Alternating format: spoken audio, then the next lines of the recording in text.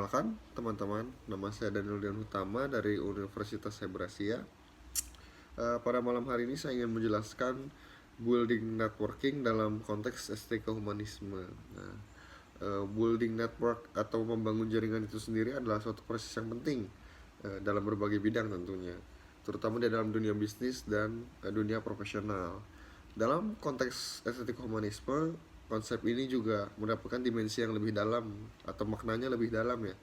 Eh, karena estetika humanisme itu sendiri juga menekankan pada nilai-nilai kemanusiaan, keindahan dan hubungan antar individu eh, yang saling menguatkan.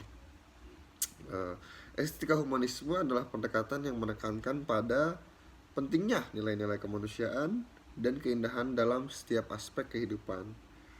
Jadi ini juga semua itu mencakup apresiasi terhadap seni, budaya, dan etika untuk menghargai martabat sesama manusia. Nah, dalam estetika humanisme itu sendiri, keindahan juga nggak dilihat dari segi visual, tapi juga dilihat dari hubungan dan interaksi antar individu yang penuh dengan rasa hormat. Nah, membangun jaringan dari estetika humanisme ini juga, nah mungkin saya jelaskan sedikit tentang estetika humanismenya ya. Estetika humanisme adalah konsep mendapatkan dimensi yang lebih dalam dan bermakna, dan jadi di luar uh, berbagai bidang, estetika humanisme ini juga lebih mendalami gitu apa itu komunikasi di luar bidang bisnis dan profesional, yang lebih mendalami uh, rasa hormat terhadap individu gitu. Jadi estetika humanisme lebih mendalami interaksinya antar individu. Mungkin kalau uh, bisnis dan lain-lain mungkin salah satu uh, contoh penggunaannya aja ya, tapi estetika humanisme ini juga pastinya kita gunakan di kegiatan kita sehari-hari, seperti ngobrol dengan pasangan atau mungkin ngobrol orang tua. Jadi yang dilihat itu interaksi antar individunya dan yang lebih bermakna isinya gitu. Selanjutnya ada building networking dalam perspektif estetika humanisme. Nah, hubungan yang bermakna. Dalam estetika humanisme, membangun jaringan bukan sekedar menambah kontak atau mencari peluang bisnis, tapi juga tentang menciptakan hubungan yang bermakna dengan orang lain. Nah, seperti yang saya sebutkan tadi, jadi estetika humanisme ini bukan cuma sekedar nambah kontak atau sekedar say hello, tapi tidak ada hubungan yang berkelanjutan dari say hello tersebut gitu. Nah, berbeda dengan estetika humanisme yang ingin memperdalam hubungan. Jadi bukan cuma sekedar berkenalan, tapi juga membangun relasi dengan orang tersebut atau mungkin dengan orang yang baru tersebut gitu ya. Nah, setiap interaksi yang dilihat dari estetika humanisme juga menjadi kesempatan untuk memahami dan menghargai nilai-nilai kemanusiaan yang dimiliki oleh setiap individu. Nah, jadi menghargai keberagaman orang-orang gitu, dan tetap saling menghargai tanpa adanya gesekan-gesekan gitu. Jadi estetika humanisme sendiri juga menekankan nilai-nilai kemanusiaan. Jadi interaksi yang deep gitu. Selanjutnya adalah keindahan dalam kolaborasi. Kolaborasi yang efektif juga seringkali merupakan hasil dari jaringan yang kuat. Dalam estetika humanisme, kolaborasi ini tidak hanya bertujuan untuk mencapai tujuan bisnis, tapi juga untuk menciptakan sesuatu yang indah dan bermakna bersama. Nah, kayak kolaborasi juga dari beberapa banyak perbedaan, tetapi tetap dapat menghasilkan sesuatu yang indah dan bekerja gitu. Mungkin salah satu contohnya kayak mobil ya, mungkin mobil lebih kompleks gitu. Jadi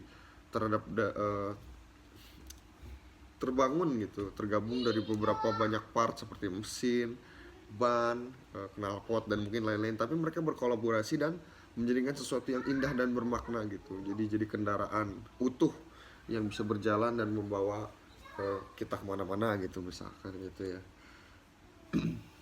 Nah, keindahan juga dapat muncul dari sinergi yang harmonis antara individu-individu. Nah, yang selanjutnya ada keindahan dalam kolaborasi. Kolaborasi yang efektif seringkali merupakan hasil dari jaringan yang kuat dalam estetika humanisme. Kolaborasi ini juga nggak cuma bertujuan untuk mencapai tujuan bisnis, tapi juga untuk menciptakan sesuatu yang indah dan bermakna bersama. Keindahan muncul dari sinergi yang harmonis antara individu-individu yang bekerja sama dengan tujuan yang sama. Nah, kita banyak menemukan contoh dari hasil kolaborasi yang baik ya.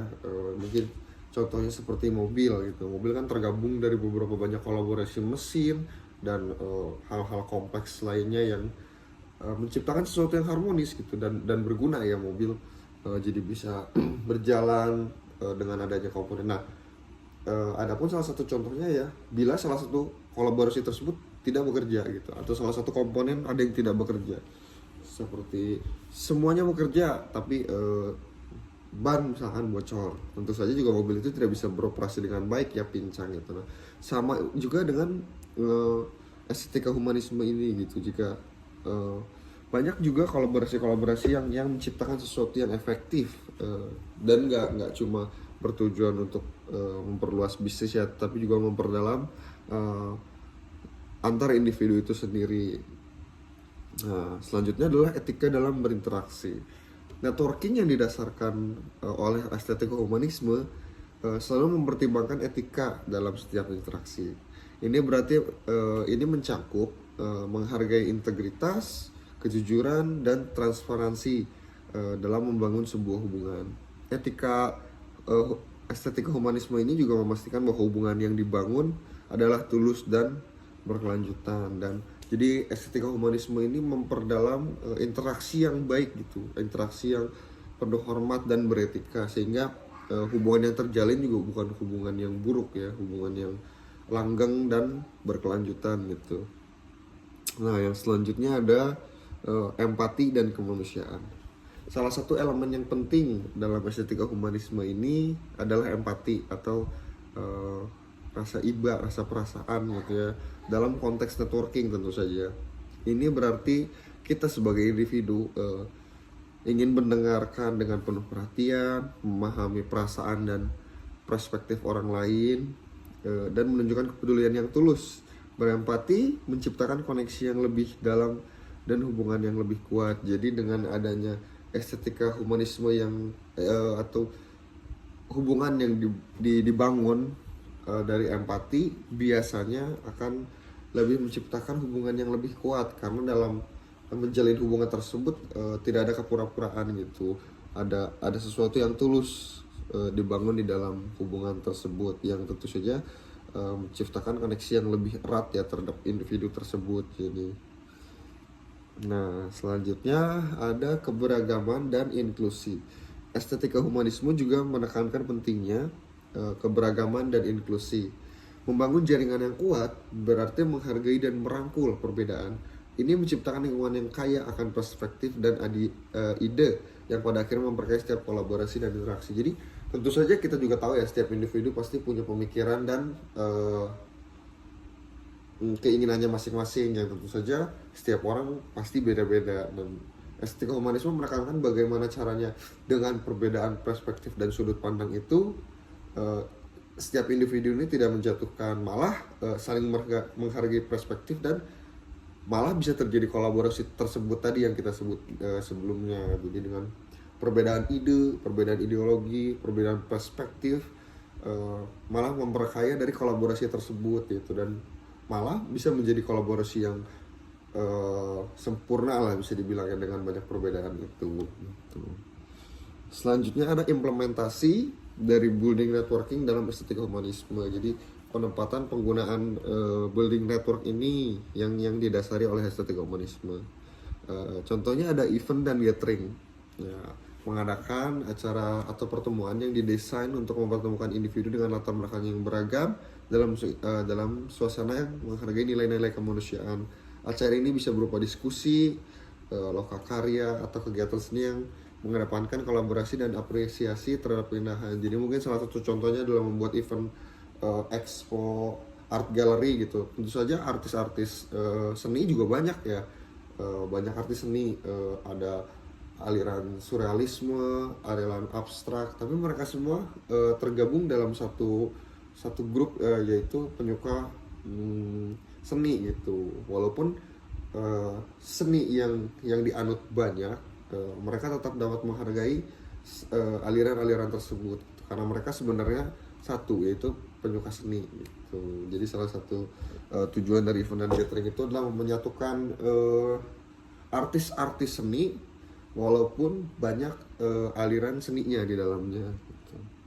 Yang selanjutnya juga ada platform digital. Jadi di dunia modern, di era modern ini kita bisa memanfaatkan teknologi untuk membangun jaringan yang lebih luas, namun tetap mempertahankan sentuhan personal. Jadi media sosial, forum, dan aplikasi jaringan dapat digunakan untuk menjalin hubungan yang bermakna dengan pendekatan yang humanis. Nah, jadi platform digital ini juga kita jadikan wadah ya, atau tempat untuk kita belajar dan melakukan pendekatan yang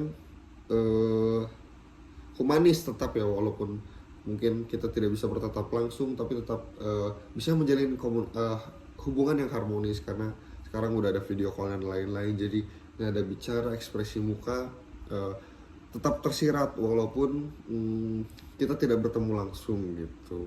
Jadi kita juga memanfaatkan teknologi untuk tetap membangun relasi di era digital ini.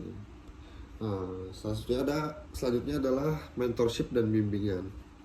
Jadi kita juga ingin menciptakan program mentorship yang tidak hanya berfokus pada transfer pengetahuan, tapi juga ada pengembangan nilai-nilai kemanusiaan yang terjadi di dalamnya. Mentor dan maintenance ini dapat saling belajar dan berkembang dalam lingkungan yang mendukung estetika humanisme. Jadi kita akan mendengar forum-forum pembelajaran, tapi bukan cuma satu arah gitu. Jadi bukan cuma guru mengajarkan pada murid, tetapi terjadi komunikasi antar si A dan B gitu. Jadi bukan hanya komunikasi satu arah, melainkan dua arah. Jadi ada pengembangan nilai-nilai kemanusiaan di event mentorship tersebut. Building networking dalam konteks estetika humanisme adalah tentang lebih dari sekadar menjalin hubungan bisnis. Ini adalah tentang menciptakan koneksi yang bermakna, menghargai keindahan dalam kolaborasi. Nah, menerapkan estetika dalam setiap interaksi, menunjukkan empati dan merangkul keberagaman. Dengan pendekatan ini, jaringan yang dibangun tidak hanya kuat, tapi juga berkelanjutan. Dan tentu saja juga dapat memperkaya kehidupan setiap individu yang terlibat. Jadi makin banyak warna gitu ya di kehidupan salah satu individu tersebut, karena misalkan ada individu yang berwarna merah, ada individu yang berwarna kuning yang bisa kita pelajari. Jadi berwarna karena individu yang dikenal ini memberikan banyak warna gitu. Nah, adapun studi kasus yang bisa saya berikan adalah contohnya proyek seni kolaboratif yang tadi saya sebutkan ya, Art for Humanity. Adalah inisiatif yang bertujuan untuk menyatukan berbagai seniman dari berbagai latar belakang dan aliran, tentu saja yang saya bilang tadi, untuk menciptakan karya seni yang menggambarkan nilai-nilai kemanusiaan. Proyek ini juga tidak berfokus pada hasil karya seni, tapi juga pada proses dari setiap individu tadi yang berkolaborasi dan tetap menghargai estetika komunisme. Nah, yang saya bilang tadi, jadi art gallery gitu mengundang banyak seniman-seniman gitu untuk melakukan membuat sebuah karya seni, walaupun aliran-aliran dari setiap seniman ini berbeda-beda. Ada yang abstrak, ada yang surrealis, ada yang realisme gitu. Tapi mereka tetap dapat melakukan sesuatu yang indah gitu, menciptakan sesuatu yang indah. Tujuan dari estetika humanisme ini juga ada beberapa bagian ya. Yang pertama, menciptakan karya seni yang tetap mencerminkan nilai-nilai kemanusiaan dan tidak semuanya terkait pada bidang bisnis gitu. Yang kedua, juga membangun jaringan yang kuat antar seniman dengan latar belakang yang beragam. Yang ketiga, mengaplikasikan prinsip estetika humanisme dalam setiap proyek gitu. Jadi dalam proyek pengerjaan pun yang kita lihat bukan cuma hasil akhir tadi ya, dari sebuah lukisan yang indah atau sebuah pahatan yang indah, tapi yang kita lihat juga proses dari pembuatannya, proses dari komunikasi setiap seniman yang mereka juga memiliki ide-ide sendiri dan memiliki perasaan sendiri, memiliki tujuan sendiri gitu. Tapi mereka tetap dapat menghasilkan sesuatu yang indah di akhirnya gitu. Jadi yang kita lihat juga bukan hasil akhirnya, tapi dalam proses pembuatannya pun tetap dinaungi oleh estetika humanisme. Nah, adapun langkah-langkah proyek yang bisa dapat dilakukan adalah yang pertama, identifikasi dan undangan. Nah, tim proyek mengidentifikasi seniman yang dikenal memiliki karya yang mencerminkan nilai-nilai kemanusiaan dan estetika. Yang kedua, undangan dikirimkan kepada seniman dengan latar belakang yang beragam, termasuk berbagai budaya, etnis, dan gaya seni. Nah, jadi kita mengambil tokoh, misalkan salah satu seniman di bagian realis dan meminta tolong kepada individu atau seniman realis tadi untuk kepada pengikutnya gitu ya, memberikan info. Yang kedua, pembentukan kelompok kerja. Nah, seniman yang terpilih tadi yang dipilih oleh kepalanya tadi akan dibagi ke dalam kelompok kerja yang terdiri dari 5 sampai 6 orang seniman ya, dengan latar belakang yang tentu saja berbeda-beda walaupun mereka dalam aliran yang sama, tapi pengalaman mereka misalkan dalam melukis atau memahat sudah pasti beda-beda ya. Nah, yang selanjutnya ada setiap kelompok lalu diberikan kebebasan untuk memilih tema kemanusiaan yang ingin mereka gambarkan melalui karya seni mereka. Jadi nanti dari kelompok 6 orang ini tentu saja mereka harus saling ngobrol gitu ya tentang apa yang ingin mereka buat dengan tema kemanusiaan, walaupun dengan gaya seni mereka yang beda-beda gitu, tapi tetap tujuannya satu, yaitu membuat karya yang bertemakan kemanusiaan. Selanjutnya ada workshop dan diskusi. Diadakan serangkaian workshop dan diskusi untuk memperkenalkan konsep estetika, humanisme, dan bagaimana mengaplikasikannya dalam kolaborasi seni ini. Nah, lalu juga ada setiap seniman berbagi pandangan mereka gitu tentang tema yang dipilih, menciptakan dialog yang mendalam dan penerbit. Nah, jadi setelah mereka memilih gitu ya, mereka jadi saling menjelaskan apa arti pandangan mereka tentang tema yang mereka pilih ini, atau misalkan jenis karya seni yang mereka buat ini gitu. Nah, yang keempat ada prosesnya, proses kolaborasinya. Nah, kelompok kerja yang 5 sampai 6 orang tadi mulai merencanakan dan mengerjakan karya seni mereka yang bertemakan apa tadi temanya?